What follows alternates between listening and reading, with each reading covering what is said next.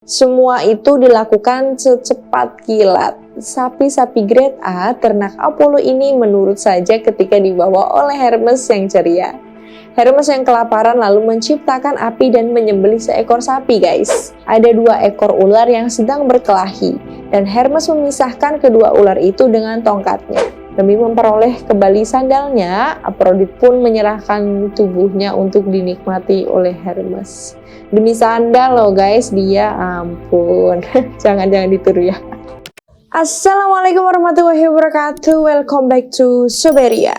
Oke, dewa Yunani tidak semuanya serius loh, heroik dan punya harga diri yang tinggi. Ada satu dewa yang super iseng dan suka banget nih jailin orang, jailin dewa juga. Yap, dia adalah Dewa Hermes. Pada video kali ini, Putri bakal bawain cerita tentang Hermes, sang kurir dewa. Dia adalah putra Zeus dan Maia, putri Atlas dan Pleione. Dalam mitologi Romawi, Hermes dikenal sebagai Merkurius. Hermes lahir di sebuah gunung di dekat hutan Gunung Kelin. Zeus menjadikan putranya yang pencuri sebagai dewa perdagangan Hermes. Hermes menemukan berbagai perangkat, terutama perangkat musik dan mungkin api. Dia dikenal sebagai dewa yang banyak membantu. Aspek lain dari Hermes adalah dewa kesuburan. Mungkin sehubungan dengan peran inilah orang Yunani memahat penanda batu lingga atau pertapa untuk Hermes. Dia menjadi dewa pembawa berita, pencuri, atlet, perdagangan, penterjemah, dan yang pasti penipu. Bener banget. Hermes juga merupakan penghubung antara dunia manusia dengan dunia bawah tanah yang dikuasai oleh Hades. Saat orang meninggal, Hermeslah yang akan mengantar jiwanya kepada Hades. Sebagai putra dari Zeus dengan seorang peri, yaitu si Maia, Hermes sudah bisa berjalan dan berbicara begitu dia lahir. Wow, hebat ya! Dan hal pertama yang dia lakukan saat masih bayi adalah mencuri sapi-sapi saudara tirinya, Apollo. Sang dewa matahari yang terkenal posesif banget tuh. Ketika Apollo lagi pergi ngejar-ngejar Daphne, target cintanya yang bertepuk sebelah tangan. Aduh, kasihan banget. Dan gak ketahuan sama si Apollo nih guys, Hermes menyihir kaki para sapi sehingga memutar 180 derajat. Ini membuat sapi seolah-olah berjalan mundur. Lalu Hermes menggiring sapi-sapi itu ke kediamannya, yaitu di gua di mana dia tinggal bersama ibunya. Semua itu dilakukan secepat kilat. Sapi-sapi grade A ternak Apollo ini menurut saja ketika dibawa oleh Hermes yang ceria. Hermes yang kelaparan lalu menciptakan api dan menyembelih seekor sapi, guys. Dan dengan santai nih ya guys, si Hermes tuh mengolah daging sapi wagyu menjadi steak medium rare yang juicy ala South Bay. Setelah menyantap steak ditemani wine hadiah baby shower dewa Dionysus, Hermes melihat seekor kura-kura yang lewat di depan matanya. Hermes tiba-tiba kepikiran nih guys, dia langsung punya ide, iseng pengen ngubah si kura-kura yang malang jadi alat musik unik bernama lire, kecapi berbentuk huruf U. Hermes dengan mainan barunya ini kemudian memainkan melodi indah dan membuat para sapi tertidur pulas.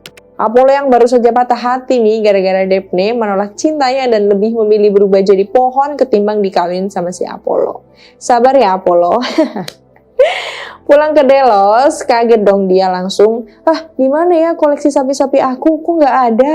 Apollo berkeliling kemana-mana namun tidak menemukan kawanan sapinya yang hilang di colong Hermes ternyata. Apollo, sang dewa matahari, dewa musik, filsafat, penyembuhan atau apa aja lah terserah. Kebanyakan titel si Apollo teh. Kemudian mendengarkan denting merdu Hermes dan berhasil menemukan adik tirinya sedang asik memetik kecapi sambil menina-bobokkan kawanan sapinya. Apollo kemudian menarik busurnya dan melepaskan anak panah ke arah Hermes. Hermes yang gesit langsung berlari menghindari amarah kakaknya yang lagi galau tersebut. Apollo yang lagi malau nih, ada yang tahu gak singkatan malau? Marah plus galau. Tidak berhenti mengejar Hermes dan terus memanahnya. Emosinya bertambah melihat Hermes berhasil menghindari anak panahnya. Nah, ketika mereka lagi berantem nih guys, tiba-tiba terdengar suara ceder. Apaan tuh? Ternyata Zeus yang datang. Zeus tuh nggak ingin si Hermes yang baru masih bisa jalan dibunuh sama kakak tirinya. Raja para dewa ini kemudian menengahi perselisihan kedua anaknya ini. Apollo menuntut Hermes mengganti rugi sapinya yang udah dibikin stik medium rare. Hermes yang tahu kakaknya suka musik menawarkan kecapi buatannya yang merdu itu. Dan Apollo nih guys, walaupun dia tuh seorang dewa musik tapi belum pernah sama sekali mendengar instrumen seindah yang dimainin oleh adiknya, si Hermes. Apollo pun menerima kecapi tersebut dan menjadikannya pelipur lara setelah ditinggal Daphne dan Holy Cow kesayangannya. Zeus pun terkesan dengan kecerdasan dan kecepatan Hermes dan mengangkatnya menjadi dewa pembawa pesan resmi di Olympus. Menghubungkan antara para dewa juga antar dewa dengan makhluk lainnya seperti manusia. Hermes memiliki banyak kemampuan dan atribut. Namun tugas utamanya sebenarnya bertindak sebagai pembawa pesan para dewa. Hermes sering melakukan tugas atas perintah ayahnya yaitu Zeus. Ada pula seorang dewi yang tugasnya hampir sama mirip sih sama si Hermes, yaitu menyampaikan pesan para dewa. Dia adalah siapa coba tebak? Ada yang tahu? Bener banget. Dia adalah Dewi Iris. Hermes seringkali mendatangi manusia untuk menyampaikan pesan dari dewa. Jika dia mendapatkan peran sebagai pemandu, dengan demikian, Hermes adalah dewa pelindung para pembawa pesan.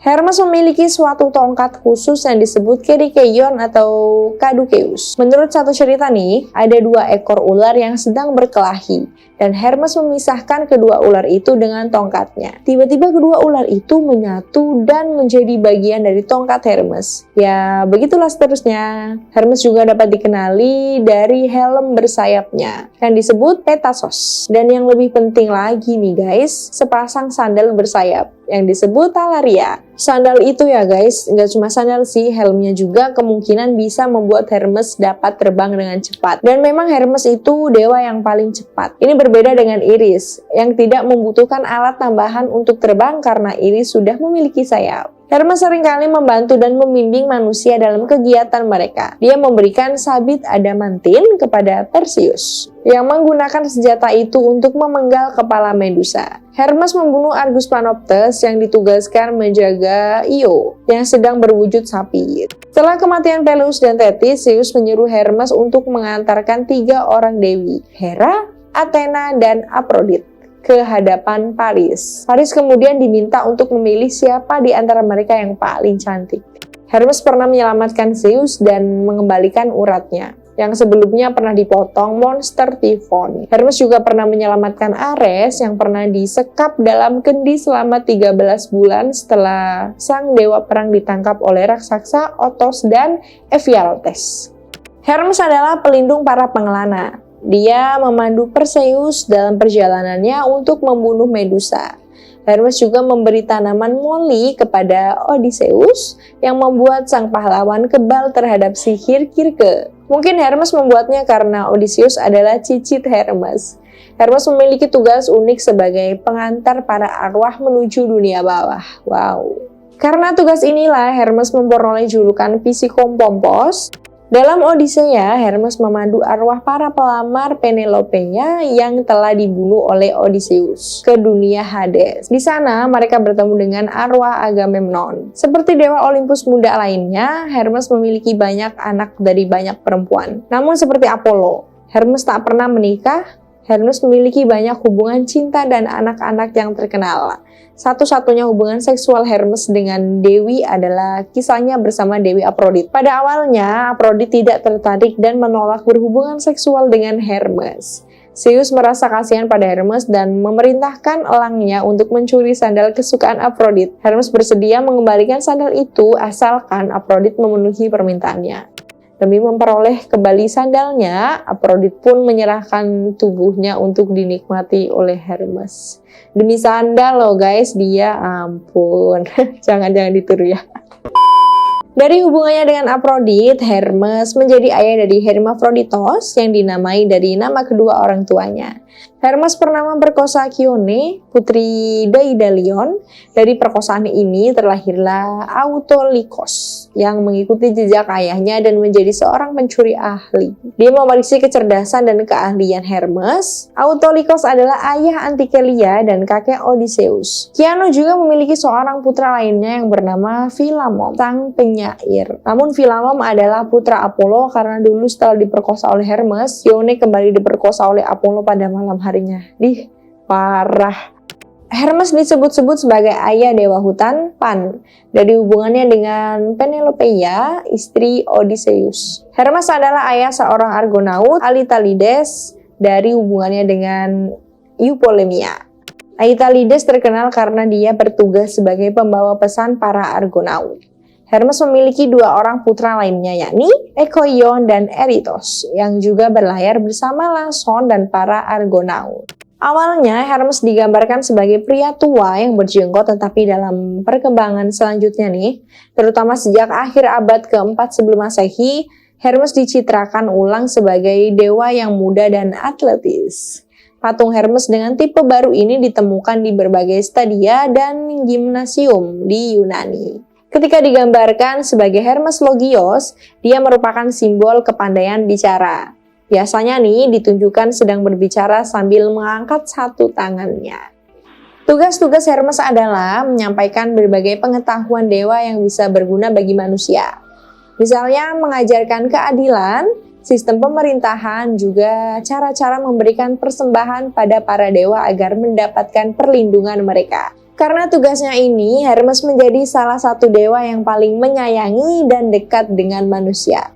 Nah, kalian juga bisa ya ambil contoh baik dari si Hermes ini Tapi ya jangan sifat isengnya ya yang ditiru ya, jangan nggak boleh. Yang baiknya aja yang ditiru ya, yang nggak baik jangan. Oke guys, thank you so much for watching and see you.